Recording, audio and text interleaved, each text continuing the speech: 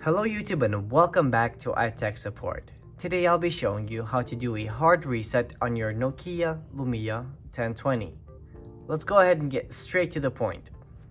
First step, what you want to do is you want to power off your device. So let's go ahead and do that.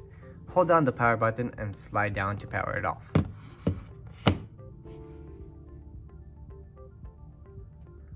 Once your device is powered off, here's our next step. Volume down and power button is what we will need for this first step. So let's go ahead and do that. Volume down and power button. As soon as the phone vibrates, release the power button, but keep holding the volume down button.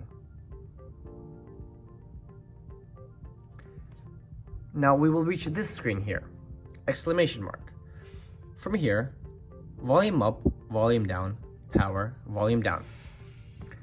Those are the steps to reset your device. Now the phone will boot into factory restore mode and it will reset itself back to factory settings, which means it will delete all your content, it will delete all of your data, and it will just reboot back to how it was originally.